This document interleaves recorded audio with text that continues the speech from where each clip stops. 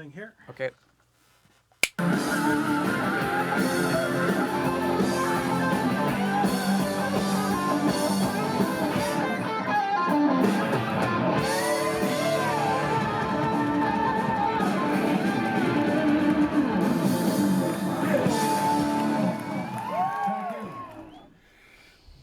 You don't want to see that.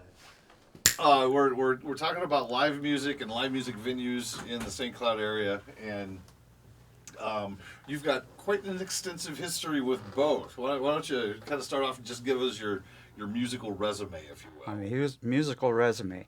It all started with the Beatles. They got me hooked. And in 1964, we started a band at Cathedral High School called the Renegades. I played drums. My best buddy, Miles Lahr, played piano. We had Dan Laramie on guitar and Kenny Waletzko on accordion. It was an eclectic mix. There wasn't anything we couldn't do. This is true. When I raise my finger, I'm telling you the truth. Our first job was at a sock hop, a record hop at Cathedral. The records played for 45 minutes. I imagine it was a DJ took a break. The band played for 15, and we had all instrumentals. That was our first gig, a very humble beginning.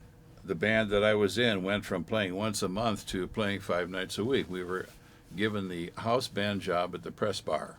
And for the next 2 years, the new city ordinance basically was a house band at the Press Bar, which at that time, I wonder what the libel laws are like these days. At that point in time, the Press Bar was different than it is now. February 1990, we put together a bill with a band from the cities called The Obscene.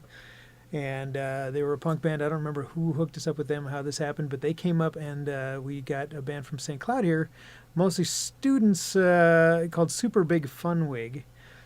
And they were kind of replacements meets Bob Marley was the way I would put them. But they were a fun bunch of guys, and they actually played the show at the Press Bar. They let us do a Sunday afternoon in February for a matinee show. And it was like 2 o'clock in the afternoon on a Sunday. We had all these kids in there just getting rowdy and crazy. And that was kind of the first real show that I helped put together ever. The red carpet, obviously, that was the big time. You know, there was the Press, which I never played the Press. You probably did with Charlie or something. Oh, upstairs. That was a different. I think of the Press. I think of heavy metal music. Yeah, in the main room. So.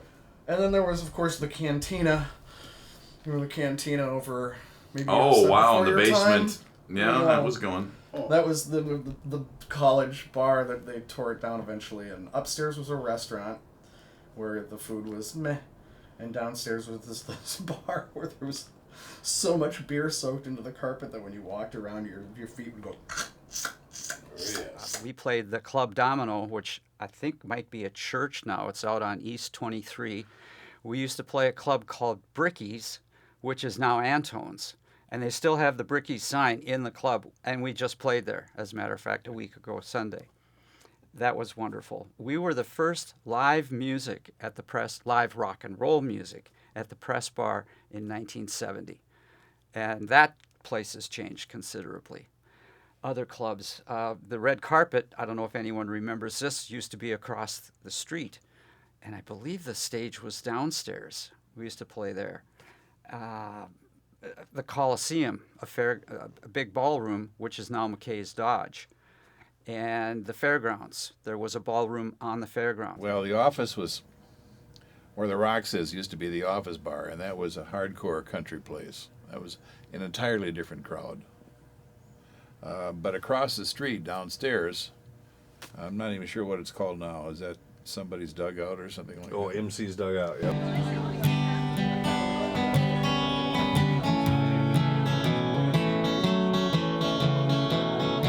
That was originally the Grand Mantle, and that was an acoustic venue for many, many years, and eventually they had jazz combos playing down there.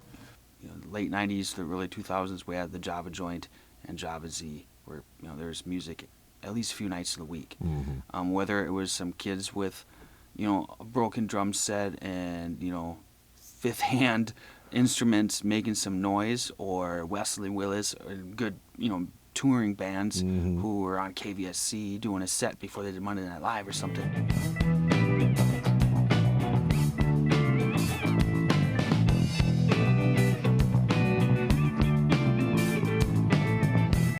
building it up from that nothingness of random, haphazard, who knows if there's anything really going to ever happen after this one is done, to every Friday and Saturday night, anybody that I could find with any songs or anything ready to go, let's put this on the stage. We'll get a regular thing going, have your friends come out and support you, then hopefully we'll build that up. You can start opening for bigger bands if we can get them in. And I started putting the word out to bands in the cities that I knew and people that I knew that knew bands, and just built it from there, and it took off. And like I said, then we had bands coming out of the woodwork here in St. Cloud, high school kids with, 3 songs. They'd come in and they would say, "Hey, we've got a demo tape. Here you go. Here's our practice space boombox recording," and that was all it took. And that was it went pretty well, pretty quickly. I'd say by the end of '95, and this started in October. By the end of '95, we had every Friday and Saturday night we had a regular show going, and it was noted that we were doing so. There were parents were calling to ask if things were okay and if the kids could come there and that kind of thing. And it was really nice because I think the legitimacy of having an actual venue versus doing something ourselves and having it be, just we're renting a hall kind of thing, it was really a big part of what helped build it up, because then, we could do that. There was a good thing going there until one more downturn in activity led to whatever the reason was that they ended up having to shut their doors in 2007. I can't believe it's been that long already, so it's crazy. But that was the last of the regular all ages venues. No, what am I saying? Cheap Thrills. Cheap Thrills, yeah. We talked about this already. But Cheap Thrills, that's what I was going to say. They were a great shift too, because another sort of option came in.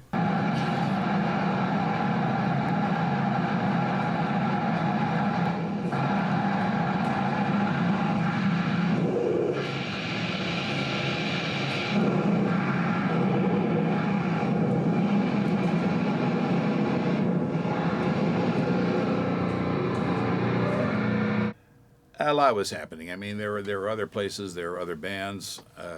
There was a lot of stuff to do around town, and then the discount drink thing started rolling in, and all of a sudden you couldn't pull a crowd unless you had all your bases covered. You had to have new entertainment all the time. You had to have dirt cheap drinks, and you had to have this, that, and the other thing.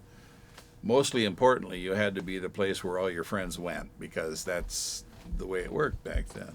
I'm not sure if you're talking about like the culture of that was that we were brought up in, and this sort of system and network of getting into a bar that had music 6 nights a week, which there were probably 4 in St. Cloud, including the Red Carpet and the Press and the Office Bar, which had country music. Oh, but that's right. But you would work your way into getting your band together, getting a Monday night at the Red Carpet, and maybe there were 28 people there, and then you got a Tuesday, then you got maybe you're picking up some steam and moving up the ladder. It just seems like that system is gone because there aren't people there to support it anyway, and so that youth culture, I don't understand it. I don't know what happened, if it was a combination of 21-year-old drinking age and no smoking anymore, or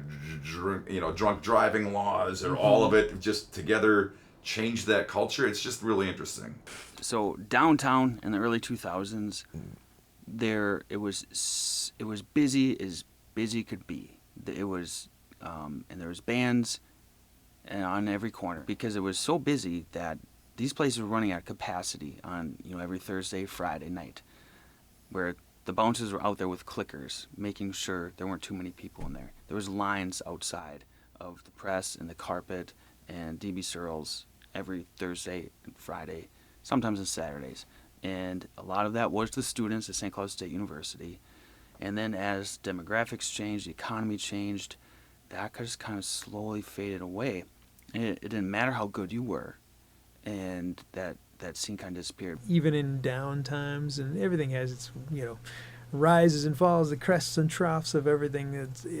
There are going to be times where it's going to be great, and there are going to be times where it's going to be slim to no good things happening, or at least that's the way it feels. But there's always something somewhere that comes up, and it's like a band will start, and somebody will just get an inspiration to do a show or whatever. So Think about that heyday that you're talking about in the 80s when you'd go to the red carpet on a Thursday, Friday, Saturday night, and you'd see Trip Shakespeare, or Right. you'd see Suburbs, the or Suburbs, or the fucking Replacements. Right. Sorry, I just said and you're gonna have Oh. to This bleep that or is fine. something. We're not on the radio.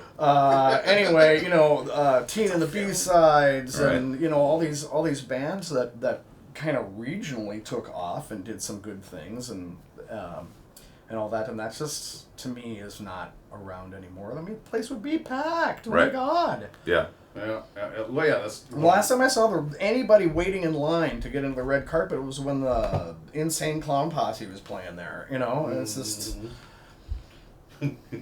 which was its own thing. There's definitely not one thing to blame, but as soon as 2008 economy kind of tanked, it got really quiet. But the pros are the rise of more original music, and I can guarantee you original music has saved some of these venues. I would say save the red carpet. They turned the Keller into live. That's like the busiest bar Yeah. there now. Yep, When that the is. Rocks closed, and then all that shifted over there, and it's great. and work on tomorrow.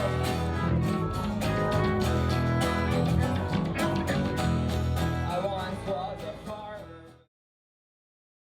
The general downtown crowd basically wanted what they heard every day on the radio still. They wanted a top 40 venue. And we got into some, well, I mean, they wanted to hear Proud Mary, and we're playing Horace Silver and Hugh Masekela. It didn't work real well. people didn't really want to hear. Well, you got an original song, but hey, let's hear that one song. Yeah. Let's hear these different The Irish song about the farts. We love that one. Yeah. All right. Yeah, that's kind of what it is. Oh, it's age old. It's age old. I've played a lot of variety band and corporate and wedding and all this kind of stuff, and I swear to God, you could play a song that had the same melody and the same beat and the same chords as Brown Eyed Girl, but unless they hear that at the beginning, they don't come out on the dance floor. And it's an age old deal. Yet at some point, people heard that song for the first time ever as an original new piece of Yep. music. Yep. Yeah. It's like, hey, here's another new original piece of music. Check it out. You have to hear it at least once in your life, to get the ball rolling, so that it's familiar to you. Yeah, well, it's age old, like you said. I keep hearing from bands randomly that are like, hey, we'd love to get some airtime. Or somebody else says, hey, have you heard of this band? And it's like, they've been around for a year and a half and I've never heard of them. It's like, oh, yeah, they play here all the time or wherever, It's like, okay, give me stuff. I'll play it. I'll definitely put it on the air, or at least, pass it on to somebody that will, So it's very cool. What's missing is that place you can go to pretty much any night of the week, run into more musicians, have a performance space, a place to call home. Without that, you don't have kind of a feeder for the bar scene. And you shouldn't have to be 21 or older in order to be part of the scene. The thing that I feel the worst about is that young kids who want to be musicians practically have no place to learn their trade. Pretty sure that the local blend is the only all ages venue in the area. I would have to agree. There's not a lot of other places. I mean, I love bringing my daughter to see live music. I think it's very important. I mean, if she ever wanted to be, even, try her hand at music, I mean, this is where you start. You watch somebody, you get inspired. So we got our first start, actually, at the local blend in St. Joe. They have an open mic night, and I had never played live music a day in my life in front of people. And every Tuesday night, we have our open mic night, which has been super successful. I think it's run really well. We have children that will, like child groups that will play, or even ones that start out there and then, they get better and better. And it's a good, like I said, it's a good stepping stone into getting your first hand at a show. I mean, it's it's a big deal, you know. And I think our venue, it's it's intimate, it's small. You don't feel super overwhelmed, and I think that's really important, especially if you're not a seasoned musician. It can be intimidating, and I think we try and really try and get you to bridge that gap. I'm Simon Ekman, and I've been playing at the open mic at the Veranda Lounge, which was previously at the Pickled Loon for maybe like 3 years. We really want it to be a very inclusive place, and we want to have people that perhaps haven't performed before, or people that have been playing for years but have really been shy about getting out there. And just love the idea that there's a space here for people to come together, listen to music, perform music, and make friends, lifelong friends.